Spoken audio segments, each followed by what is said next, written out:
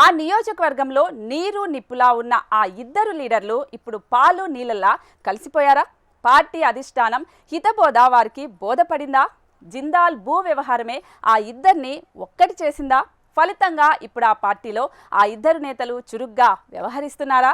శృంగవరపుకోట జిందాల్ గ్రౌండ్లో సాగుతున్న రాజకీయ క్రీడలో మైలేజ్ ఎవరికి? విజయనగరం జిల్లా శృంగవరపుకోట నియోజకవర్గం ఇది. ఇక్కడ జిందాల్ భూముల వ్యవహారం హాట్ టాపిక్ గా మారింది. శృంగవరపుకోట మండల పరిధిలో జిందాల్ సౌత్ వెస్ట్ అల్యూమినియం పరిశ్రమ స్థాపన కోసం గతంలో సేకరించిన భూముల్లో ఇప్పుడు ఎంఎస్ఎంఈ పరిశ్రమల ఏర్పాటుకు కూటమి ప్రభుత్వం నిర్ణయం తీసుకుంది. ఆ దిశగా జిల్లా యంత్రాంగం అడుగులు వేస్తోంది.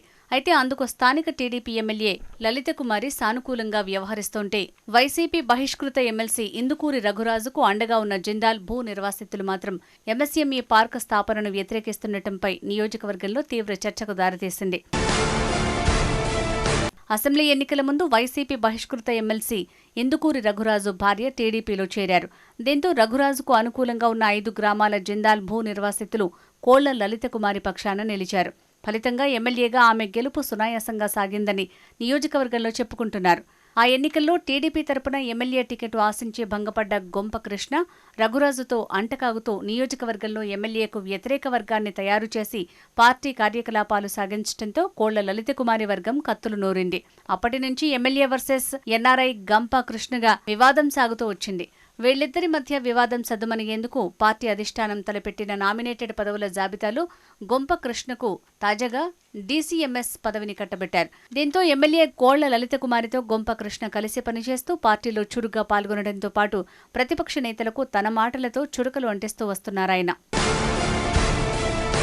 మరోవైపు ఎమ్మెల్సీ రఘురాజు భార్య సుబ్బలక్ష్మి టీడీపీలో కొనసాగుతున్న కూటమి ప్రభుత్వం చేపట్టిన ఎంఎస్ఎంఈ ప్రాజెక్టుకు మోకాళ్లడ్డే ప్రయత్నం చేస్తున్నారట రఘురాజు. తనకు అనుకూలంగా ఉన్న జిందాల్ భూ నిర్వాసితులైన 5 గ్రామాల ప్రజలతో కలిసి ప్రజా ఉద్యమాన్ని నడిపిస్తున్నారట.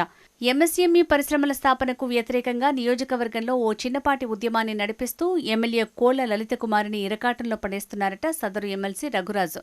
దీంతో రంగంలోకి దిగిన ఎమ్మెల్యే కోళ్ల లలిత కుమారి నిర్వాసితులను బుజ్జగిస్తూ జిల్లా యంత్రాంగం ద్వారా సమస్యలను వేగవంతంగా పరిష్కరిస్తానని జిందాల్ నిర్వాసితులకు ఎమ్మెల్యే హామీ ఇవ్వటం, అందుకు ఎమ్మెల్సీ రఘురాజు అడ్డు తగులుతున్నట్లు ప్రచారం సాగింది.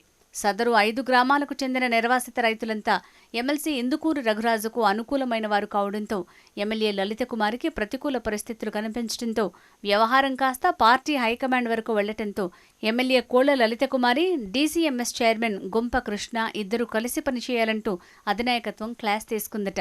దీంతోనే ఇప్పుడు ఎమ్మెల్సీ రఘురాజుపై వ్యతిరేక స్వరం వినిపిస్తున్నారట గొంప కృష్ణ.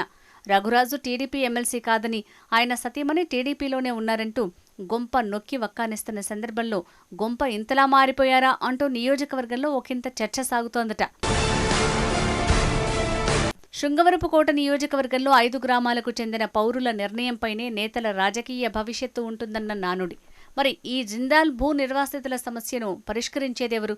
రసవత్తరంగా సాగుతున్న ఈ భూ వ్యవహారం రాజకీయ ఆటలో చివరి మైలేజ్ దక్కేది ఎవరికి? చూడాలి మరి.